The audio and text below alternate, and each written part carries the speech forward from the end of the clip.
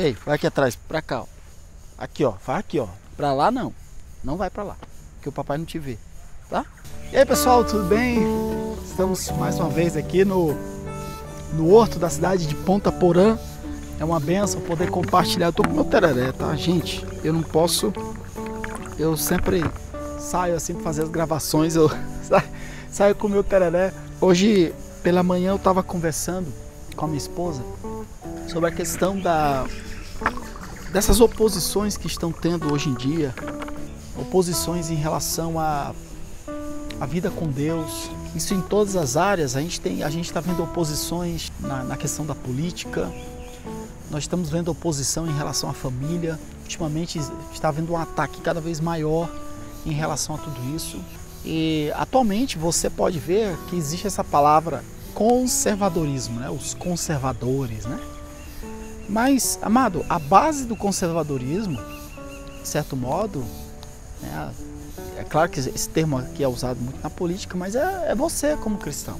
O cristianismo é aquilo que dá, que sustenta isso aqui. Então, isso na questão da política e tudo. Mas aqui o objetivo não é falar de política, o objetivo aqui é o seguinte, que vai chegar cada vez mais um momento, essa oposição ela vai se voltar cada vez mais à própria igreja. E parte para o lado da política e quem se opõe à igreja. Parte para o lado da família e quem se opõe é a igreja. Então a igreja ela vai sendo essa oposição. E na realidade não apenas uma oposição, Samuel. E não apenas uma oposição, questão de política. Não é isso. Que o maior problema nosso não é a questão política. O maior problema nosso é a questão espiritual. É o que rege o mundo por trás desse mundo material. Você está vendo aqui essas árvores. Se a gente sai aqui na cidade, eu estou num horto aqui, né? Mas se a gente sai aqui na cidade, você vai ver prédios, você vai ver casas, você vai ver carros, você vai ver coisas materiais. Mas por trás do mundo material existe um mundo espiritual.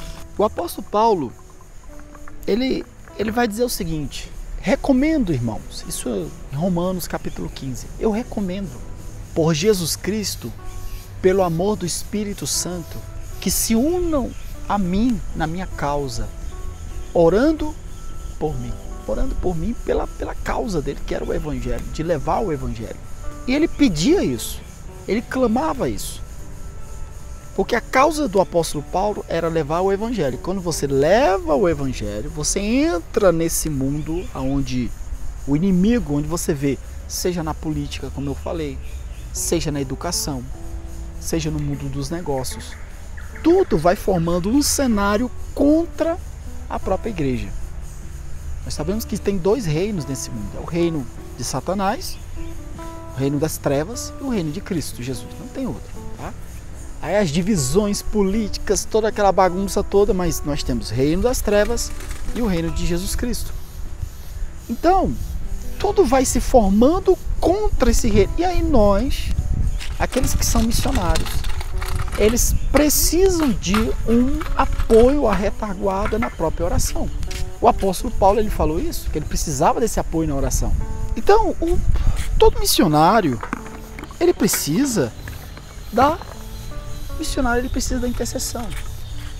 Às vezes, quando a gente fala sobre o apoio ao serviço de missões, isso, eu falo missionário, né? Mas é para todo aquele que está no desenvolvimento de uma obra. Você que está à frente de um trabalho na sua igreja local, você que faz o trabalho de missões locais, seja transculturais ou serviço evangelístico, né? No contexto do serviço evangelístico, tem um grupo de evangelismo local. Nós temos um grupo de evangelismo para fazer o trabalho lá no hospital. Você vai ter oposição. E para isso você precisa do apoio não apenas de gente que te ajude na questão de financeira para... né? Eu já fiz trabalho assim no hospital. Às vezes tinha pessoas que tinham necessidade. E às vezes já teve caso, nós fizemos isso e precisava de medicamentos e nós compramos essa briga. A gente não chegava só lá com Deus te abençoe. A gente comprava, vamos correr atrás. E era muito bom quando a gente tinha pessoas à nossa retaguarda que essas pessoas elas nos davam o apoio de nos ajudar com essas necessidades. Mas além da necessidade financeira, nós tínhamos a necessidade espiritual também. Você, amado, você tem a necessidade espiritual, saiba disso. Seja lá qual for o trabalho que você está fazendo, você precisa ter o apoio espiritual. E algo que é interessante aqui, falando desse apoio espiritual, quando você entra nesse mundo de oposição ao reino espiritual, existem coisas que, sabe, o dinheiro não vai comprar. Eu acho interessante pessoas que acreditam que o dinheiro resolve tudo, né? Compra tudo, responde para tudo, né? Por mais que em Provérbios fala, né, que o dinheiro responde para tudo, mas, amado, a realidade tem coisas que o dinheiro não chega. O dinheiro não chega. Existem soluções que você pode ter o dinheiro que for na tua conta bancária, não vai chegar. Eu vou dar um exemplo aqui. Eu fui algumas vezes para a cidade de Oruro. A cidade de Oruro, na Bolívia, né? Então nós fomos ali, fizemos o trabalho, não tivemos resultado nenhum. Fomos ali 1, 2 vezes e eu vi isso. Sabe o que é você pregar no meio da rua e as pessoas nem olharem para tua cara? O povo nem olhava para nós. Era uma coisa assim de arrepiar. Você ficar pregando no meio da rua com megafone e tal, e o povo nem olhar para sua cara. Um dia eu estava orando ao Senhor e foi quando Deus colocou no meu coração a levantar intercessores para aquele trabalho. Então, antes de ir para Oruro, eu entrei em contato com vários grupos de oração, irmãos que estavam à frente de círculo de oração, irmãs que estavam à frente de círculo de oração, irmãos que faziam um trabalho de intercessão. E eu comecei a pedir oração para essas pessoas. Irmão, tal dia nós vamos para Oruro, vamos fazer um trabalho assim, eu peço que você ore a Deus, que você apresente ao Senhor. E esse povo passou, estamos orando. Amado, qual foi o resultado? Quando eu cheguei em Oruro, eu lembro que nós descemos do ônibus, eu fui... Aqui o Samuel está aqui, o patinete dele. Então, eu desci em Oruro, eu fui tirar as bagagens, né? Tinha os megafones, tinha caixa de evangelismo, caixa de literatura, nossas mochilas, né? Com as nossas coisas. E eu fui tirar aquilo ali. Enquanto eu fazia isso, um irmão que estava comigo foi lá na esquina, ligou o megafone dele e começou a pregar. Quando ele começou a pregar, Deus já começou a fazer a obra. Já veio um camarada, entregou a vida a Jesus. E ele continuou. Daqui a pouco apareceu outro camarada, um jovem, né? E entrega a vida, acho que era até desviado, né? Entregou a vida a Jesus. E o irmão trazia pra gente orar. Ele trazia, a gente ficava orando pela pessoa, ele voltava lá, sabe? Tipo assim, ficava só pescando lá. E eu vi já aquilo. No outro dia, nós saímos bem cedo da casa da irmã que a gente estava hospedado. Nós dividimos em 2 grupos. Eu fiquei com um irmão numa ponta da cidade, o outro missionário foi para outra ponta, a gente começou a pregar, amado. Sinceramente, a gente não conseguia nem pregar ali. A gente não conseguia nem pregar, porque as pessoas eram vindo, pedindo oração. Teve uma hora que fez uma fila assim, ó, uma fila. E aí eu coloquei música no megafone e fiquei orando pelo povo. Vinha um, vinha outro, era gente desviada, era gente pedindo oração por cura, era gente... Blá, blá, blá. E quando eu vi aquilo ali foi muito forte, de compreender a questão do apoio da oração. Eu pergunto para você, você acredita que dinheiro vai gerar esse resultado? Você crê nisso? Você acredita que, pastor Piniano, se você tivesse mais dinheiro, você geraria mais... aquele resultado, mano, que eu tive em Oruro naquele dia, dinheiro nenhum tem capacidade de nos gerar aquele determinado resultado.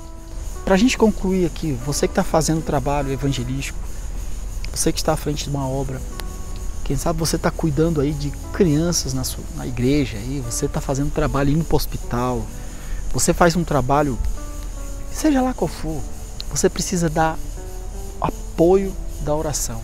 Muitas vezes você não está tendo resultado, você está até orando, você até ora, mas você precisa da artilharia espiritual. Você já ouviu falar da artilharia espiritual? Tem a chamada artilharia espiritual, são os camaradas da oração, né? Não é aquele povo que diz que faz o trabalho, não, é gente de guerra mesmo, gente que vai para oração. Como diz o apóstolo Paulo, né? Unam-se a mim na minha luta, porque a luta que Deus colocou nas suas mãos, ela é sua. Fique certo disso. Mas você pode chegar para essas pessoas e falar assim, unam-se a mim na minha luta, como está lá em Romanos 15:30. Romanos capítulo 15, versículo 5. Unam-se a mim na minha luta, orando por mim a Deus. Essas pessoas, essa artilharia espiritual, quando eles estão junto com você, eles se unem a você em oração para que aquele propósito que foi confiado nas suas mãos possa ter um determinado resultado. Vamos fechar aqui nosso vídeo para não ficar muito comprido. Forte abraço, deixa esse texto aí de Romanos 15:30 para você meditar. Eu estava meditando e pensando um pouco nas muitas oposições que nós temos, né? Eu apresento isso aqui para você. Um abraço, Deus te abençoe, até mais.